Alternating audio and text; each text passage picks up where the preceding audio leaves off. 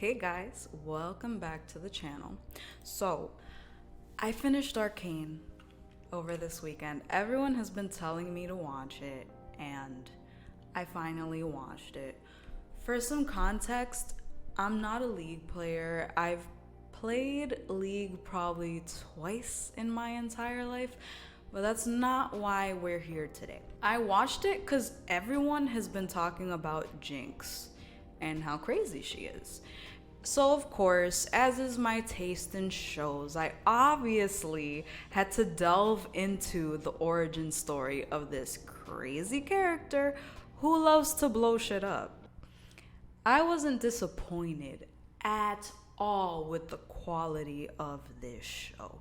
It's absolutely beautiful. When they're walking through the world, it looks like they're walking through paintings, and they themselves are beautiful paintings. It's just gorgeous.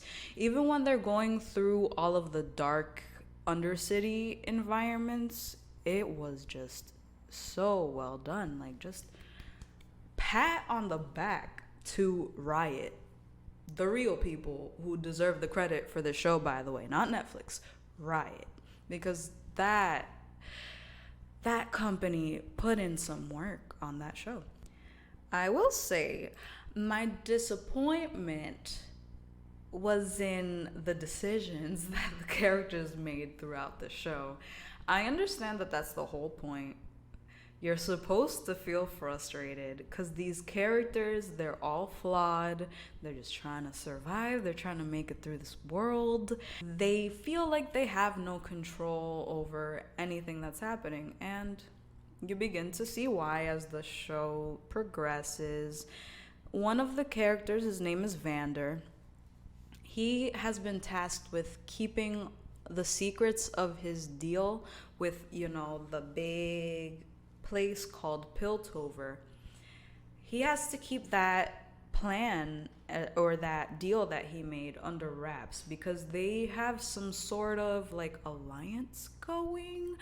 I don't know much about this show, but it seems like they were in the middle of a rebellion, and in order to stop the war from continuing and more people from dying, Vander decided to make a deal with Piltover. But it proves to be impossible to keep that plan going when these damn kids go and rob the wrong guy and cause a huge explosion. So back in the before 4, when war was raging and Vi and Powder's parents were stomped out by enforcers, Vander took them in because he saw what was happening in the war, and he became their main father figure. He obviously feels some love for them. He feels some sort of obligation to them, but it's clear that he also feels some sort of guilt because whatever relationship that him and this villain guy, Silco, had back in the day, they were the ones who started the rebellion in the first place together. So, we obviously don't know what truly happened because they don't show it, but it seems like they really wanted to unite the Undercity and Piltover. Silco seemed like he was the more radical of the two. He didn't want to settle for a simple deal, whereas Vander was just looking to end all the bloodshed, and he wanted to stop the rest of the people who are part of the Undercity from being murdered by the enforcers. So I'm not sure if he betrayed Silco before or after this deal. They don't really say it, but it seems like Vander ends up betraying Silco for a peace deal with Piltover in order to rebuild and heal the Undercity, and that's what starts their whole rivalry. And I find that entire dynamic to be crazy because rather than concede to a defeat, Silco would rather let everybody die in order to let the revolution happen. And as I said, we're not really sure how that timeline happened or the order, but Vander tries to kill Silco, and now they're enemies forever because Silco survives. He tries to drown Silco. That's like the whole betrayal. And he doesn't die. He creates, Shimmer and continues on with this crazy mindset that, I have to get fucking revenge for what he did to me. And I don't know why I made Silco a Western guy out of nowhere, but I don't know, that's the accent that came out. Anyway, it's just crazy that Silco is the reason why the Shimmer exists and is running rampant through the Undercity. The Shimmer is the stuff that is the purple shit that goes into them and like makes them into like these berserk monsters that could do anything. Having Marcus, that enforcer, working on the inside for him allows him to get away with so much shit, especially after the fateful day that we know of. And we're gonna get into that right now. If you haven't seen Arcane, I'm gonna warn you right now, this is where we're getting into truly spoilery territory. So just gonna warn you right now. Spoiler alert! Now, this entire episode where Vander gets captured and held hostage, basically, because Vi has to go and get him and all this stuff. Well, it was Vi's fault to begin with, but anyway, there's so many moments in this show where you're just like, these goddamn kids, right? That moment where Vi is by herself waiting for the enforcers to come and get her pissed me off so much, because it just causes Vander to go out and say, yeah, I'm just gonna lock you in this room and I'm the one who's gonna be arrested, and yeah, then I'm gonna get locked up. And it's just the whole rigmarole of events that follow, and it's just not good, okay? It's not good.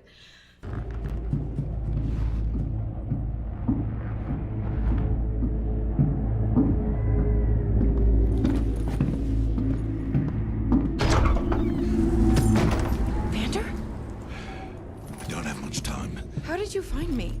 I'm proud of you. Always have been. I'm sorry. This is the only way to protect the others. Vander! You've got a good heart. Don't ever lose it. No matter how the world tries to break you. After he's been captured by Silco, they have a very tense moment where they tell Powder to please stay home. They have the situation handled. They're gonna go get Vander. They're gonna break him out, and they're gonna come back. Everything is going to be fine. They think everything's gonna be fine until Powder completely ignores all of the instructions and goes and bombs where they are and ruins everything. Why would you do that? She really thought that throwing a bomb in there was going to help her family in some way. Sadly, that's not the case, and we're treated to a very cinematic scene of Powder flying through the air, missing what actually happened as a result of the blowback of her, not one, but like multiple explosions. And Vi and the others had managed to already map out their escape. Vi had beat up so many of the goons, and she was struggle busing, but she had done it. They were literally about to step out of that building right when her bomb goes off. It kills her two brothers, well, her surrogate brothers, they're a family. So it kills her two brothers. It buries Vi and Vander under piles of rubble. And if you're anything like me, you paused in this moment and you just yelled into the ether. Oh God, oh God, oh God, oh God, oh God! Because this bitch just ruined everything.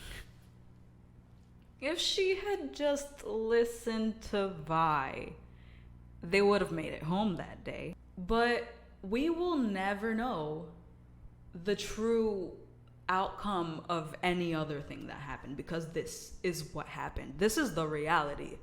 Silco eventually finds a way to get his revenge. He stabs Vander. Vander is infected with the Shimmer. He's like this giant beast. And at the very end, he has a choice whether, in his final moments, while everything's falling apart, he chooses to save Vi over taking down Silco as his revenge, you know?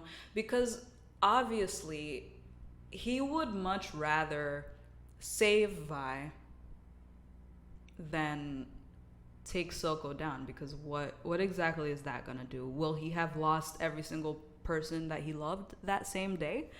No, he wants to at least save Vi while he has the chance. Vi, it worked! Powder's reality is already breaking in this scene. She doesn't get it. She thinks she did amazingly. She's never ever had a bomb of hers go off like that. But she finally did it with the help of all those gemstones that they stole. They were so much more powerful than any of them knew. And we see firsthand the destruction that they can cause. Vi is so broken over what she's seen, over what she's been through. She hits Powder.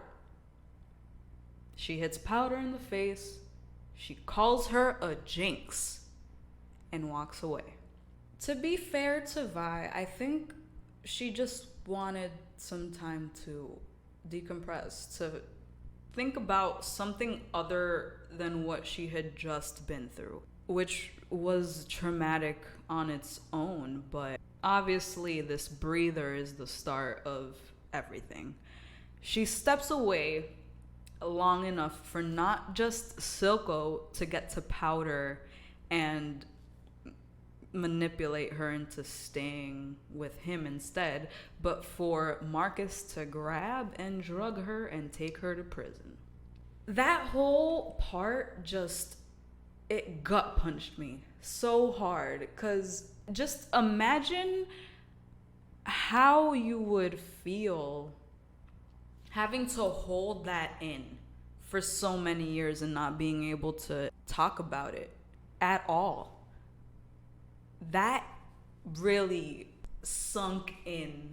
That's why I think I started to sympathize with Powder because of that. Except she's fucking crazy, and we're gonna get back to that. So it's just, imagine how damaging it is for a child like Powder, who already doesn't feel like she's good enough. She feels like everyone just assumes that she fucks everything up. And now she's just being manipulated into thinking that everyone ever is going to betray her. It's just so sad, because you can see where the trust issues come into play. She is now going through life working with an evil guy like Silco, being manipulated into thinking that anyone but him will be betraying her. And that just makes it look like he's the only person that's in her corner. He sees a part of himself in her, but still, she's 100% his tool, no matter how much he claims to care about her. So when Vi and Powder finally cross paths again, she mentions that things have changed, that she has changed. And Vi reassures her that she's just had to do things to survive. But we also know that there are some sinister things that Jinx has done that and that will continue to be done, that have nothing to do with surviving. She's on the wrong team by her own choice. And that's a really hard pill for Vi to swallow. And this is why she continually calls her powder over and over. And every single time that she's around someone else, they're like, that is not powder anymore, Vi. That is Jinx. What were you doing with Jinx? Her name is Powder, and I just found her when you and your goons showed up. When she sees Vi with Caitlyn for the first time, she feels threatened and she feels very paranoid. It's as if all this time in the pursuit of survival, she never quite learned how to talk through anything. And it definitely shows in her character.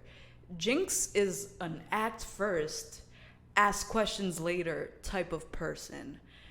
And this is where all of her problems begin. All they want to do is prevent a war. And this bitch is over here kidnapping people and throwing bombs left and right. What we really needed this entire time for Jinx was some goddamn therapy. She loves her sister Vi dearly.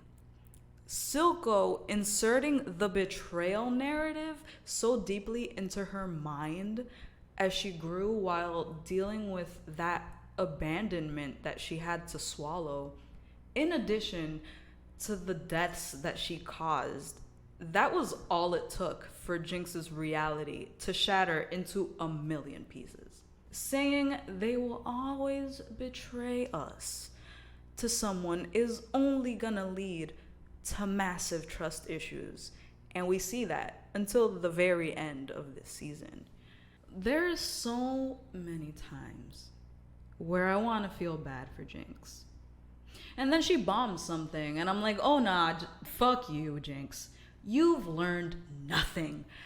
But it's just the result of her life and the timeline that she's lived. At the very end, I think this is the last episode of the season, she tries to get Vi to kill Caitlyn in order to get the old powder back. And I'm sitting in my seat like, no, it's a goddamn trick. She ain't gonna go back. That's not how it works. It's kind of fucked, because when she gives her that ultimatum and you see Caitlyn get free, you kind of want Jinx to die. Or was that just me? Okay, in my opinion, it's one less person committing war crimes. Am I right? No,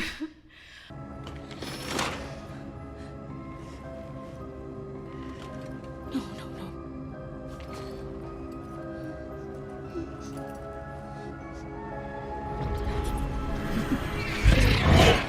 Look out!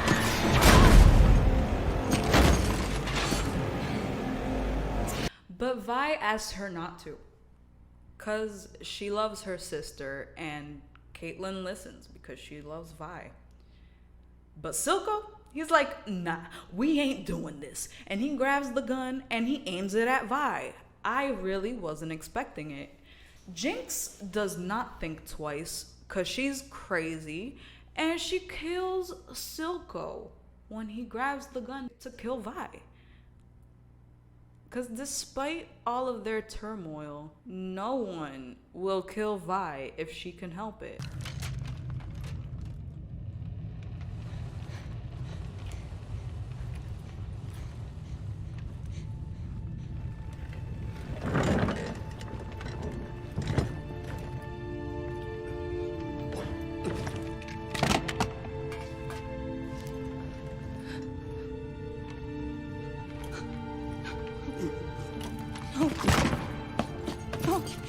No, I'm sorry.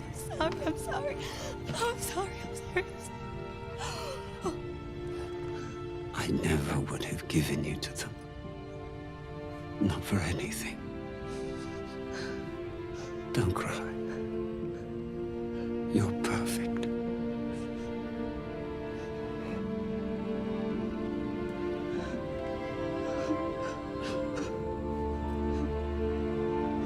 They've they've both changed. She wanted Vi to love this version of her, because she's never gonna be Powder again. She's Jinx now. And she can't turn back time. But Vi can't bring herself to call her Jinx now. She can't let this heinous behavior continue, no matter how much she loves her sister, and that's why they can't be together. At the end, Jinx bombs the Council of Piltover in the middle of them voting for the Undercity's independence. And why, Jinx? Why? The entire story is great because everyone has a tragic upbringing or story that they carry. People they've lost, how they carry themselves after the crazy tragedy that took their leader and sunk their community into chaos. Time after time is what makes this story so good. The contrast between Echo and Jinx, two people who were left almost completely alone. It just, their motivations, one person's motivations versus another, it's just very good storytelling, not just world building. It's great character development. And I'm really excited to see more. If they're gonna get into more of Vander's backstory with Silco in season 2, I'm really excited. If they're gonna talk about maybe some of Mel's life before she got banished, that would be cool. Or her brother's death. Echo after he was by himself. That would all be really cool. I know that season 2 is already production by Riot, so I'm really excited to see what they come out with next, because this season was great. I would recommend it. Even if you haven't played any League, definitely give it a shot. And as always, thank you so much for watching. We'll be back next week or in a few days with Higurashi no Naku Koroni deep dive, because it's one of my favorite animes, one of my personal favorites. And we have a shit ton of more content coming up because I will be off for January. So thank you so much for watching, guys. Till next time.